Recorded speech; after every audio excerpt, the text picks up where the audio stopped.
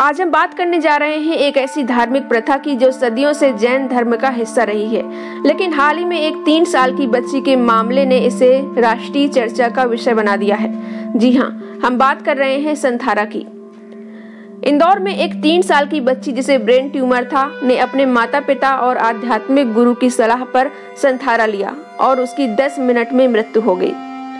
ये घटना कई सवाल खड़े करती है कि क्या संथारा वाकई आत्मिक शुद्धि और मोक्ष का रास्ता है या फिर इसे आधुनिक समय में गलत समझा जा रहा है।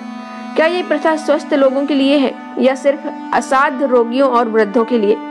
आज के इस वीडियो में हम संथारा के पक्ष में और विपक्ष में तर्क देंगे, जैन धर्म के दृष्टिकोण को समझेंगे और इस प्रथा के पक्ष में कुछ ठोस पॉइंट रखेंगे। तो आखिर तक हमारे साथ बने रहिए। चलिए शुरू करते हैं। संथारा क्या है? सबसे पहले समझते हैं कि संथारा आखिर है क्या। संथारा जिसे संलेखना या समाधि मरण भी कहा जाता है, जैन धर्म की एक प्राचीन और पवित्र प्रथा है।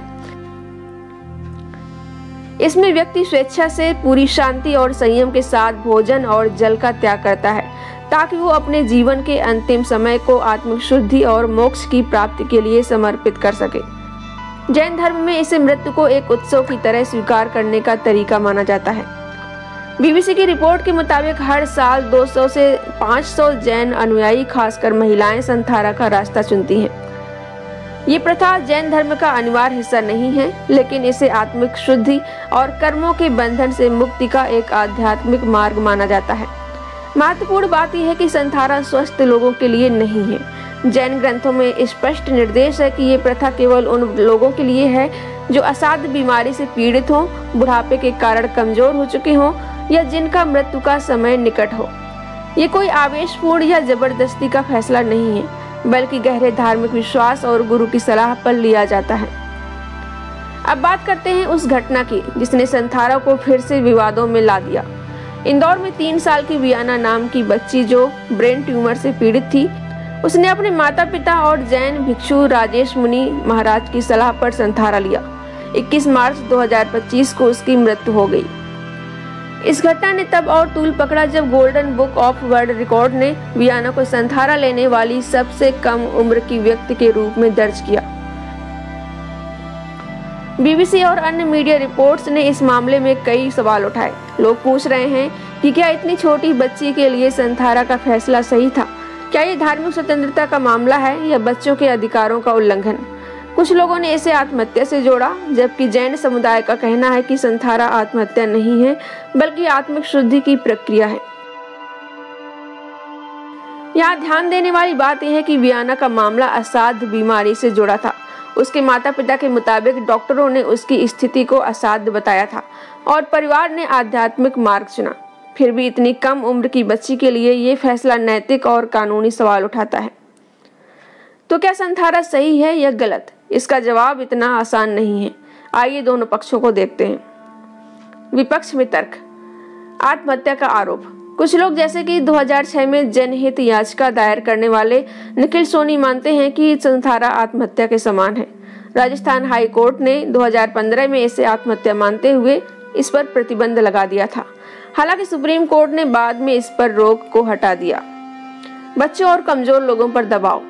वियाना जैसे मामलों में सवाल उठता है कि क्या बच्चे या कमजोर लोग अपनी मर्जी से संथारा ले सकते हैं या ये परिवार या और समाज का दबाव होता है।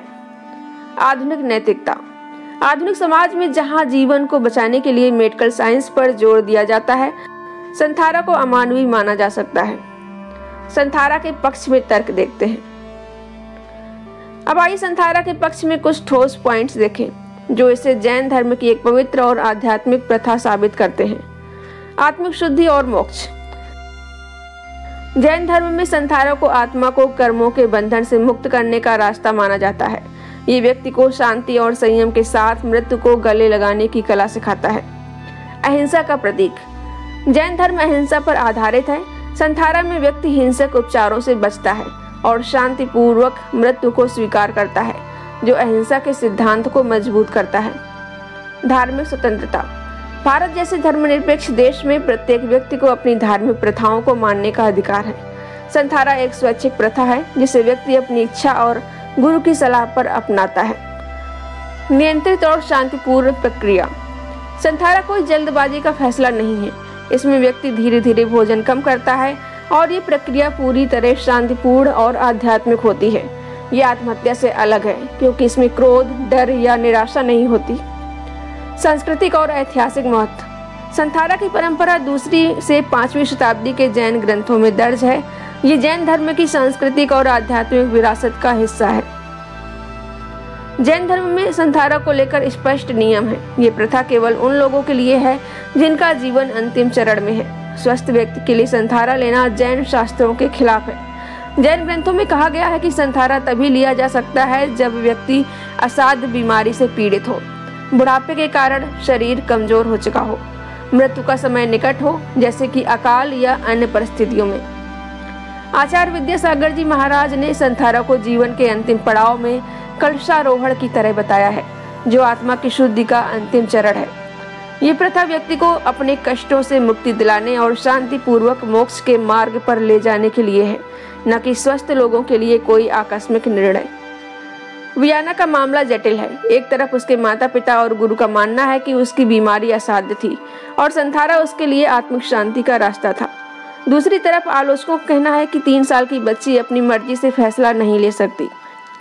ये मामला हमें ये सोचने पर मजबूर करता है कि संथारा जैसी प्रथाओं को लागू करने में पारदर्शिता और नैतिकता का ध्यान रखना कितना जरूरी है।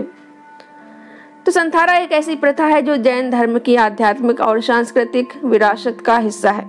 यह आत्मिक शुद्धि और अहिंसा और धार्मिक स्वतंत्रता का प्रतीक है, लेकिन इसके गलत इस्तेमाल या गलत व्याख्या से विवाद भी पैदा होते हैं।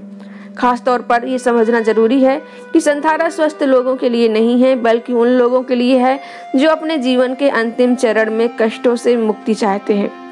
वियाना जैसे मामले ने हमें ये सोचने पर मजबूर किया है कि धार्मिक प्रथाओं को आधुनिक नैतिकता के साथ कैसे संतुलित किया जाए। आप क्या सोचते हैं? क्या संथारा एक पवित्र प्रथा है या इसे और नियमन की जरूरत है? अपनी राय कमेंट बॉक्स में जरूर शेयर करें। अगर आपको ये वीडियो पसंद आया हो तो लाइक करें, सब्सक्राइब करें और बेल आइकन दबाना ना भूलें।